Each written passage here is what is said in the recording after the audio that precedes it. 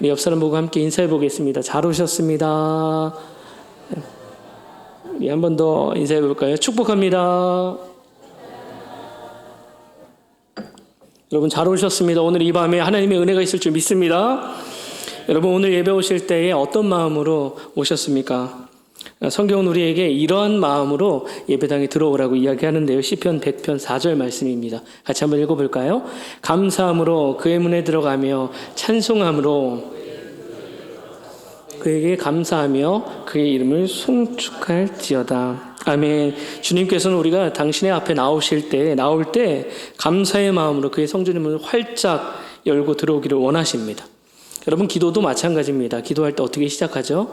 대부분의 성도님들께서 하나님 감사합니다 라고 시작하실 겁니다. 여러분 감사로 기도의 문을 열 때 기도가 시작되는 겁니다. 기도할 때나 예배할 때나 감사해야 하듯이 우리의 일상을 살아가는 삶 속에서도 감사해야 합니다. 그래서 데살로니가전서 5장 18절에 우리에게 이렇게 이야기합니다. 같이 한번 읽어볼까요?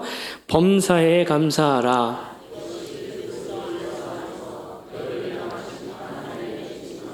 아멘. 여러분 우리가 잘 아는 말씀입니다. 범사에 감사하는 것이 하나님의 뜻이라고 성경은 분명하게 이야기합니다. 여러분 그런데 주목해야 될 것이요. 우리의 삶에 감사가 이루어져야 되는데 언제 감사하라고요? 네, 범사에 감사하랍니다. 범사라는 말은 모든 일이라는 뜻이고 또 모든 일에는 좋은 일도 포함되지만 나쁜 일도 포함된다라는 겁니다.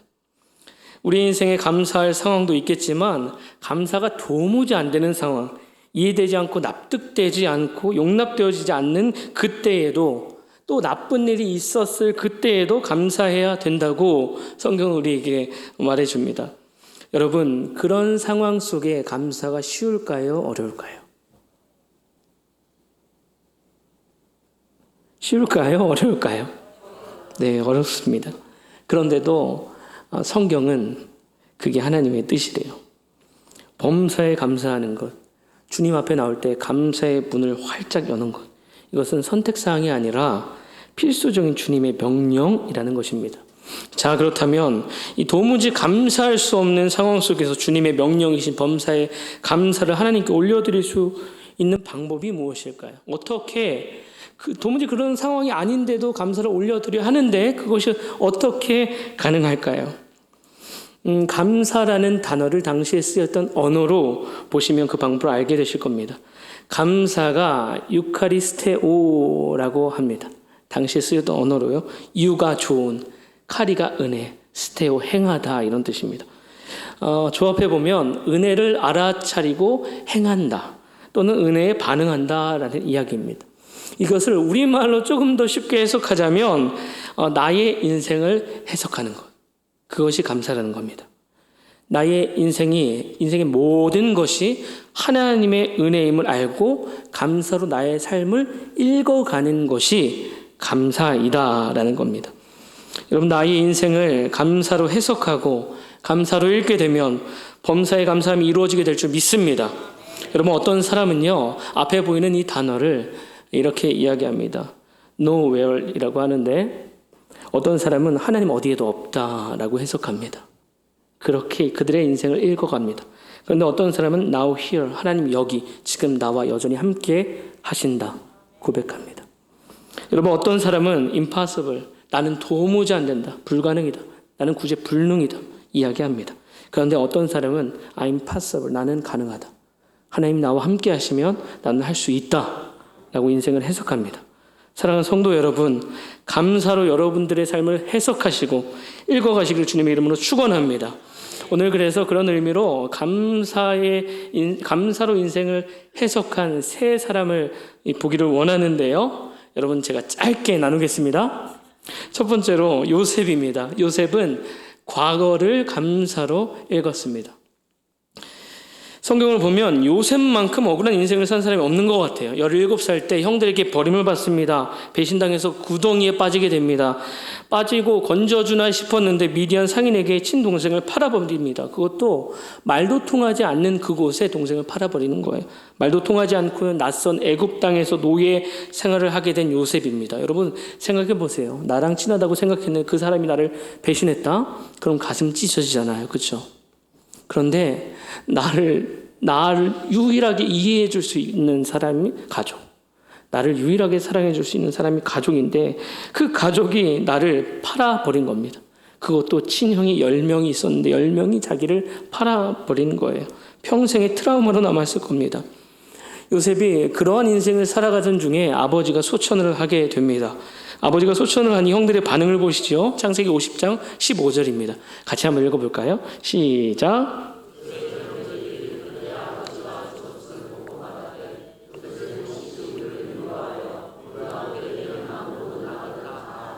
아니할까 하고 지금 아버지가 돌아가시니 형들이 벌벌벌벌 떠는 겁니다.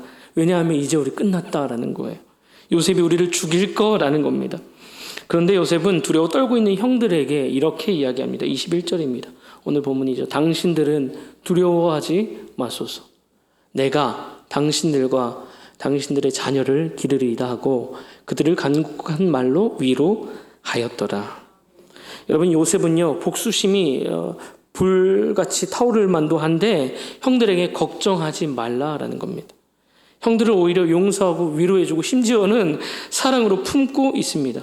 이유가 어디에 있을까요? 20절에 있습니다. 당신들은 나를 해하려고 하였으나 하나님은 그것을 선으로 바꾸사 오늘과 같이 많은 백성의 생명을 구원하게 하시려 하셨나니.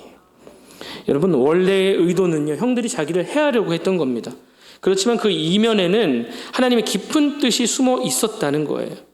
요셉은 지금 자신의 불행했던 과거를 해석하고 있는 겁니다. 해석하니 형들을 위로할 수가 있었던 거예요. 사랑할 수 있는 겁니다. 감사할 수 있었던 겁니다. 45장에도 비슷한 이야기가 나옵니다. 그런즉 나를 이리로 보낸 이는 당신들이 아니요 하나님이시라.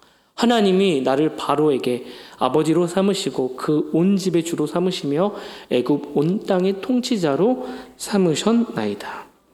여러분 분명히 형들이 지금 요셉을 팔았거든요. 팔아 넘겼거든요. 그런데 요셉은 해석을 달리하는 겁니다. 자기는 그렇게 해석하지 않겠다라는 거예요. 요셉은 지금 감사로 그의 과거를 읽고 있는 겁니다. 사랑하는 여러분, 여러분들의 과거를 감사로 읽어가시기를 축원합니다. 제가 전도사 시절에 초등부를 맡게 되었습니다. 저의 전임자가 인수인계를 해주면서 조언을 해주는 것이 뭐냐면 땡땡땡 집사님을 조심하세요. 이게 인수인계였어요. 제가 왜 그런지는 묻지는 않았습니다. 그런데 한 달, 두 달, 세 달 지나다 보니까 그 땡땡땡 집사님과 함께 사역을 하다 보니까요. 이 집사님 타고난 싸움꾼인 겁니다. 저랑은 안 싸우고 옆에 있는 집사님 교사들하고 싸우는 거예요. 또 저쪽 가서 또 싸우고 저쪽 가서 또 싸우고 앞에서 싸우고 화해했는데 또 싸우고 친한 줄 알았더니 또 싸우고 싸움꾼이셨던 거예요. 어린 전도사가 뭐 어찌합니까? 싸움 당한 집사님 찾아가고 집까지 찾아가고 선물 들고 가고 사과드리고 셋이 모이기도 하고 같이 막 기도도 같이 하고 별의별 일을 다 했습니다. 정말 그때 얼마나 힘들었는지 머리가 좀 비기 시작하는 거예요. 어찌나 그 주의 말씀이 잘 성취되든지 빈 곳들이 합력하여 선을 이루는데 놀랍더군요. 여러분 설교를 하는데 1층에서는 아멘 소리가 큰데 2층에서는 주여 소리가 큰 거예요. 왜요? 머리가 비어있는 게 보이는 거예요. 주여 소리가 큰 겁니다. 그런데 제가 신일간이 지나고 목사가 되고 그때를 생각해 보니까 정말 많이 배웠더라고요. 여러분 존 파이퍼 목사님이 리더는 결렬된 틈으로 들어가는 자이다라고 말했는데 제가 이 문장을 들었을 때 무슨 뜻인지 몰랐어요. 정확히 이해 못했습니다. 그런데 그 사건 통해서 저는 리더가 무엇인지 여러분 그때 회유하는 법도 배우고 가르치는 법도 배우고 다그치는 법도 배웠습니다. 저는 저의 과거를 감사로 읽은 것입니다. 사랑하는 여러분, 요셉이 자신의 이야기를 오늘날 글로 남겼다면 이렇게 썼을 것 같아요. 한번 보여주실까요? 절대 용서 못할 인간들. 너무 10명의 형들입니다. 이렇게 썼을 것 같아요. 하나님의 구원 계획에 쓰임을 받은 사람들. 또 넘겨주실까요? 허언증 아줌마, 보디발의 아내입니다. 총리가 되도록 도움을 준 여인. 또 마지막으로 치매 초기 아저씨, 자기를 잊어버린 거예요. 나를 애굽 왕에게 소개해 준 사람. 사랑하는 여러분, 여러분의 그 아픈 과거마저도 감사로 읽어가실 축원합니다. 그러면 하나님께서요 반드시 그 과거를 감사한 일들로 바꾸실 줄 믿습니다. 두 번째로 이 다니엘을 살펴보길 원하는데요. 다니엘은 현재를 감사로 읽었습니다. 여러분, 감사가 가장 어려운 때가 언제인지 아세요? 대부분의 사람들이요, 좋은 일 있을 때, 일이 잘 풀릴 때, 응답 받았을 때 감사합니다. 그러나 감사가 정말 힘든 상황은 지금 당장의 나의 현실이 무너질 때, 소망이 보이지가 않을 때, 그때 감사는 입에서 사라지기 쉽습니다. 지금 너무 힘들고 억울하고 죽겠는데 그저 감사라는 말이 공허함으로 들려옵니다. 공허하기까지 합니다. 그런데 성경 속의 한 사람, 바로 다니엘은요, 그러한 절망의 순간 속에서도 감사를 선택한 사람이었습니다. 다니엘은 현재의 위기가 한가운데서 하나님께 감사합니다. 다니엘 6장은 이 바벨론 제국이 끝나고 메데와 바사 제국이 다스리던 때입니다. 그때 세워진 왕이 다리오 왕인데, 그 다리오 왕이 나라를 새로 구축하기 위해서 총리 3명을 세우는데요. 그 중에 한 명이 다니엘입니다. 그리고 가장 뛰어난 사람이었습니다. 문제는 다른 총리들과 다른 직급이 높은 자들이 다니엘을 시기하기 시작했다는 겁니다. 그래서 그들은 왕에게 이런 법령을 제안하는데요. 다니엘 6장 7절입니다. 나라의 모든 총리와 지사와 총독과 법관과 관원이 의논하고 왕에게 한 법률을 세우며 한 금령을 정하실 것을 구하나이다. 왕이여, 그것은 곧 이제부터 30일 동안에 누구든지 왕의 어떤 신에게나 사람에게 무엇을 구하면 사자굴에 던져넣기로 한 것이니이다. 아멘. 왕은요, 깊은 뜻도 모르고 그 조서에 도장을 찍습니다. 당시의 법은 도장 한번 찍으면 바꿀 수가 없었던 절대 법이었거든요. 이로써 다니엘은 분명히 알고 있었습니다. 무엇을요? 하나님께 기도하면 안 된다라는 걸요. 하나님께 기도하면 나 죽는다라는 걸 분명히 알고 있었습니다. 그럼에도 불구하고 다니엘은 어떻게 하죠? 6장 10절입니다. 같이 한번 읽어보겠습니다. 시작.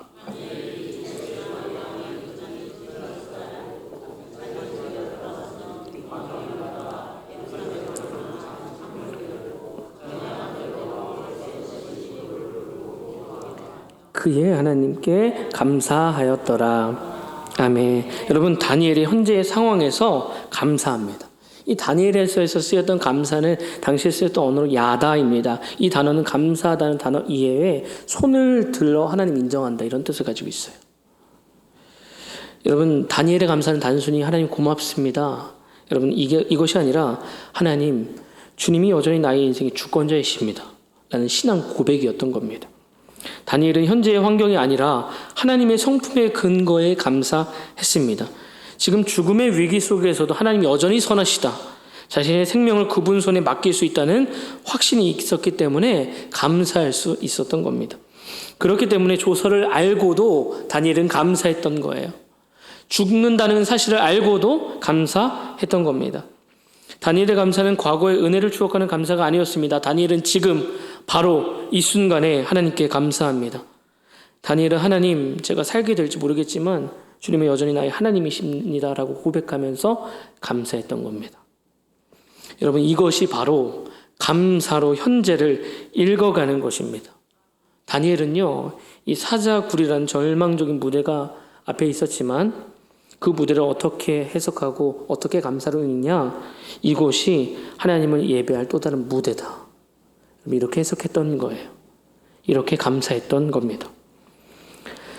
2차 세계대전 당시에 네덜란드의 한 수용소에 코리 텐붐과 언니 베츠라는 사람이 있었습니다. 그곳은요, 참으로 비참한 환경이었습니다. 침대마다 이가 들끓고 식사는 썩은 스프 한 그릇뿐이었습니다.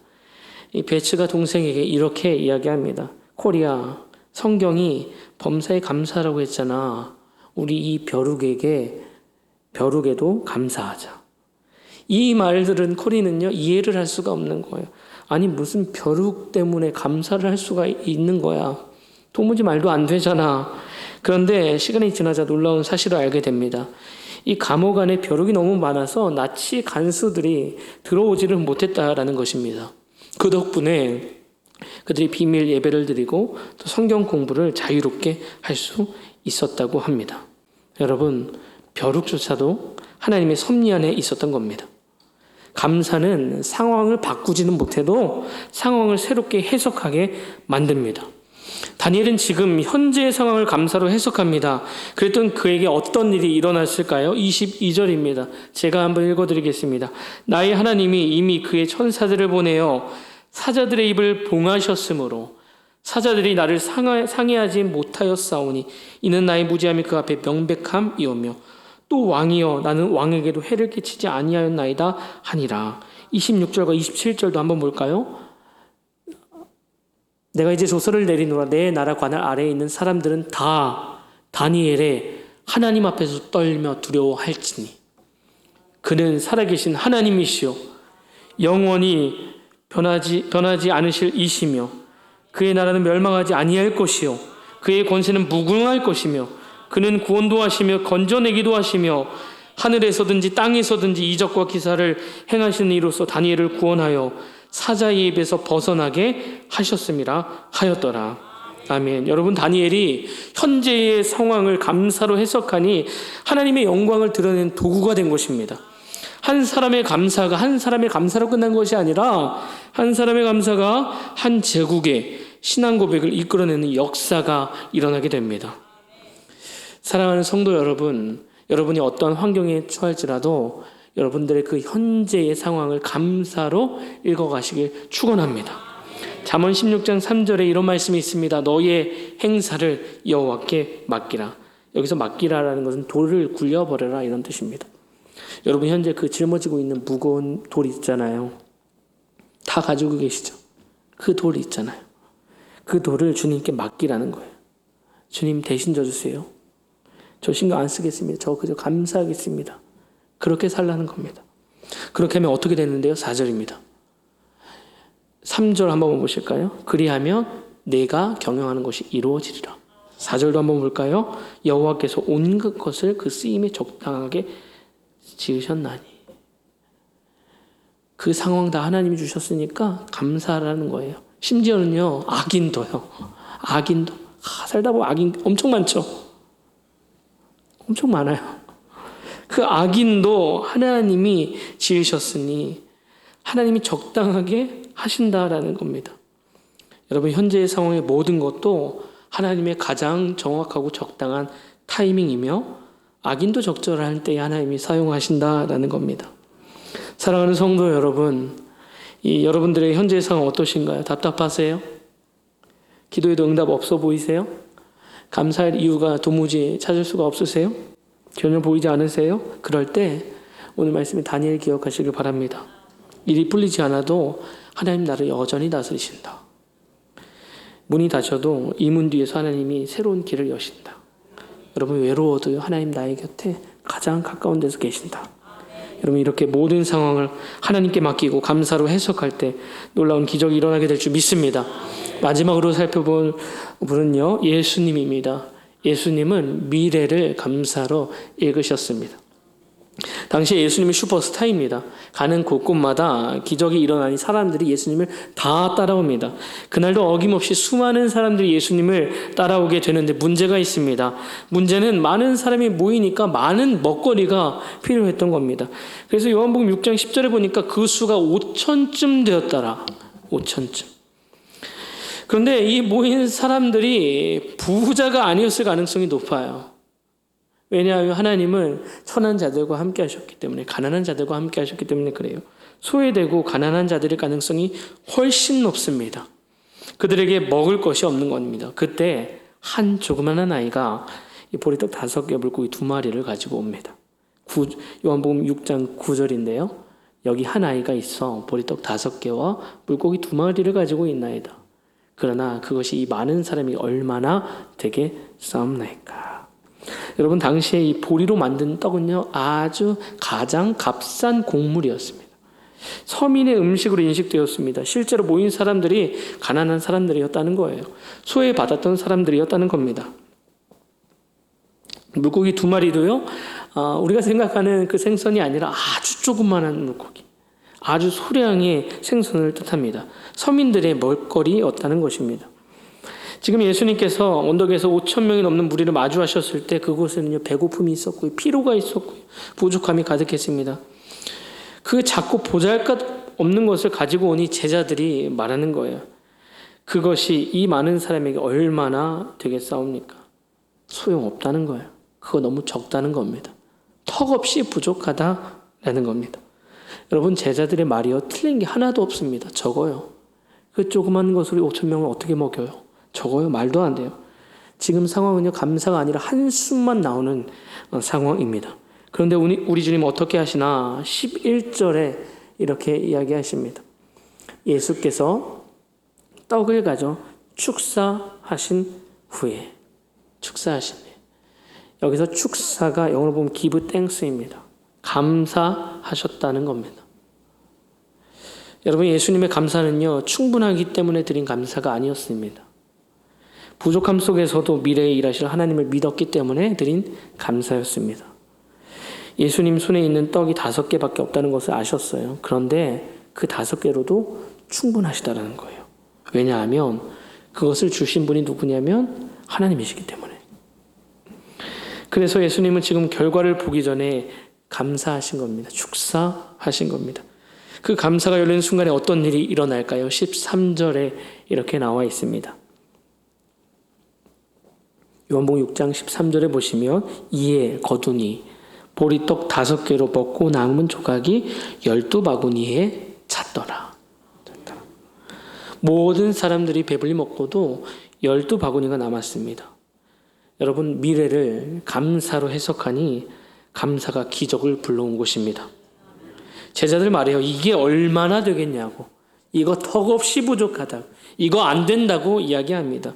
그러나 예수님은 하나님이 어떻게 이것을 사용하실까 바라보셨던 겁니다. 즉, 예수님은 미래를 감사로 읽으셨던 것입니다. 사랑하는 여러분, 하나님께서 빚어가실 여러분들의 미래를 감사로 읽어가시길 축원합니다. 미국에서 역사상 가장 성공한 토크쇼 진행자로 불리는 오프리 윈프리가 이런 말을 했습니다. 때로는 우리는 산을 오를 때 힘든 것에만 주목한 나머지 오를 산이 있다는 사실에는 감사할 생각을 잊는다. 여러분, 현재 우리가 가지고 있는 것을요, 또 하나님께서 우리에게 주신 것을 감사하지 못할 때가 참으로 많음을 보게 됩니다. 여러분들은 감사로 미래를 읽어가고 계신가요? 세계가 만일 100명의 마을이라면 이라는 책이 있습니다. 이게 무엇이냐면 세계의 총 인구를 100명으로 봤을 때 그런 전제로 이야기하는 책인데요. 그 전 세계 사람들을 100명으로 축소했을 때 이렇게 사람들을 나눌 수 있다고 이야기합니다. 깨끗한 물을 못 마시는 사람이 17명, 먹을 것 집 없는 사람이 73명, 글을 읽지 못하는 사람이 14명, 대학을 졸업한 사람이 1명, 스마트폰 PC 소유자가 극소수라고 이야기합니다. 여러분, 이 중에 깨끗한 물을 못 마시는 분 계신가요? 여러분, 먹을 것이 없어서 허기진 삶을 살아가는 분 계세요? 전 아닙니다. 여러분, 한글을 읽지 못해서 주의 말씀 읽지 못하는 분 계신가요? 혹시 스마트폰이 없는 분 계세요? 여러분, 얼마나 더 가지셔야 감사하시겠습니까? 우리가 눈앞에 현실을 바라보며 이게 얼마나 되겠습니까? 라고 말할 때 예수님 말씀하시는 거예요. 그것으로 충분하다. 하나님께 감사해라. 충분하다. 사랑하는 성도 여러분, 감사를 드리는 순간 하나님께서 우리의 미래를 책임지심을 믿습니다. 감사로 미래를 읽어가는 저와 여러분이 되기를 간절히 소망합니다. 우리 이 시간 함께 찬양하기를 원하는데요.